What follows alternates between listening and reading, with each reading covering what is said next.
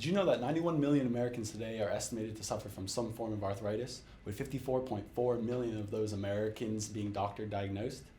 In 2013, the estimated medical expenses and lost revenue due to arthritis was estimated to be 1% of the total US GDP, or in other words, 304 billion US dollars. A study done in 2018 by the Department of Orthopedic Surgeons in San Diego, California found that out of 261 patients who needed a secondary reconstructive surgery of their ACL, 98% or 256 of those needed that surgery due to an imbalance or failure of their original implant.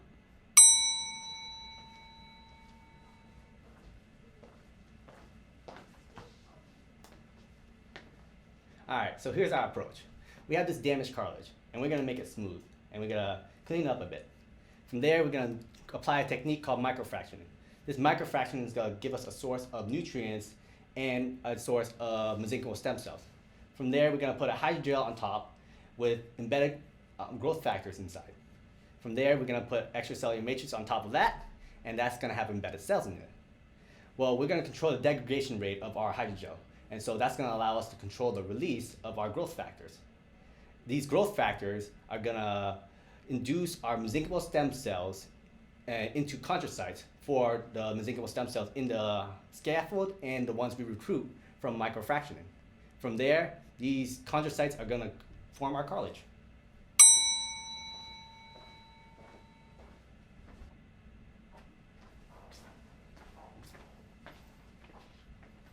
So one of the most prominent benefits in this procedure is that there's no multiple procedures required. In terms of biocompatibility, we use hyaluronic acid as it is a natural polymer, meaning that it will be bioinherent in the human body.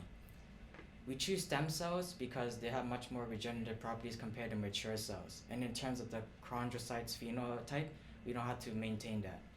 As for costs, in allogenic sourcing, there's no need to worry about it, as scaling is difficult and proven a challenge in this field, as it's also very costly. In terms of differentiation, we have to be careful as we are growing the stem cells outside the site, so we have to be careful in terms of looking for risk of unwanted differentiation in the cells. As for the procedure, one of our goals in our approach is that we want to shorten the operation times, which will lower the financial burdens for both the patients and the providers.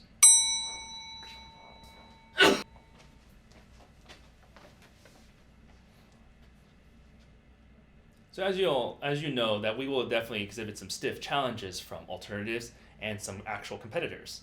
So one alternative is take an oral pill to get your fill, but the efficacy of that treatment is suspect at best. As for our active competitors, we do have some marketable products such as the Macy's and Hyalograph, which essentially uses autologously sourced chondrocytes and put onto a scaffold. Macy's uses a porcine ECM, while the Hyalograph actually uses the hyaluronic acid.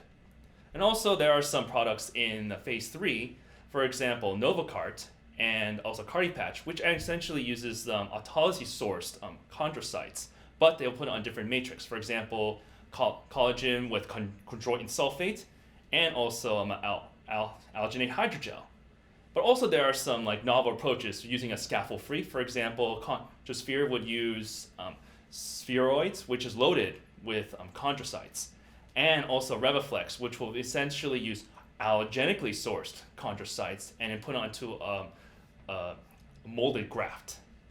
Now for us, our approach is actually very novel because we not only use allogenically sourced cells, but we are using stem cells to give us the best regenerative potential. And last but not least, we'll also incorporate growth factors, which will not only induce the differentiation that we're looking for, but also will actively recruit the stem cells from the microfracture.